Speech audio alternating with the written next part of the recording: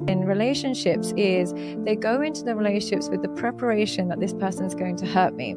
So I have two choices.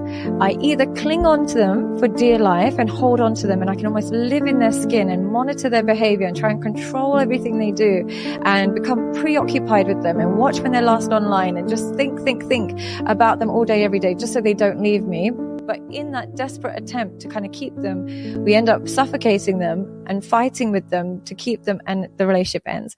Or you can go down the other route, which is to become completely independent, completely avoidant, dismiss, emotionally detached, emotionally guarded, and almost have a partner there, but act as if they don't exist. Have a separate room, don't invest too much, maybe have alternative partners here and there, and have the avoidant route, which I'm sure you've come across before. So we either go extreme anxiety or extreme dismissal and avoidance. And that is really the two trauma responses when it comes to relationships. With toxic relationships, they give you love in doses. So they'll be nice to you, great to you, and followed by a lot of torture. And then what happens is we get addicted to that nice, and we remember the nice, and we hold on to that nice moment because we know it's coming. Just hang in there, hang in through the toxic torture, and it will come. But when you have to say to yourself, he's got potential to be good. Remember when he used to be nice. Remember when she was kind. She wasn't always like this. When you have to say those conversations to yourselves, you are lying to yourself. Because when you're saying, remember when she used to be good, remember when he used to be nice, that is really, remember when he wasn't showing you his true colors.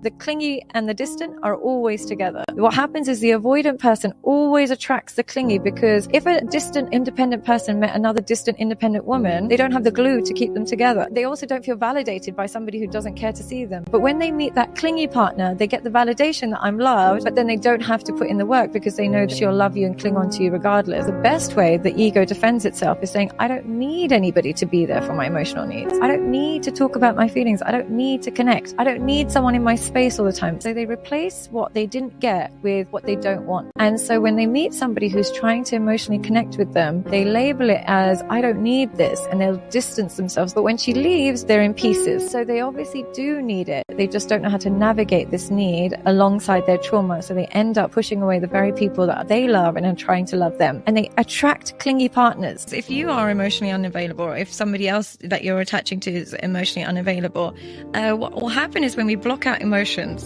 life will keep testing you until you almost hit a catastrophe and your emotions have to catch up with you.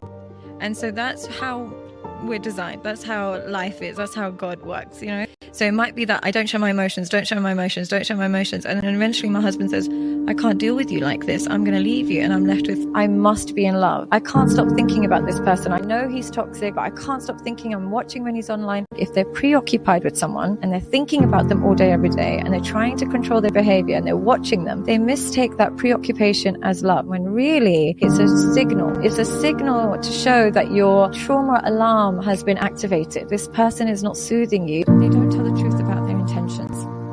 They want to be respectful. They'll always say, I'm just trying to be respectful. I'm just trying to be respectful. The truth is you have a fear of rejection.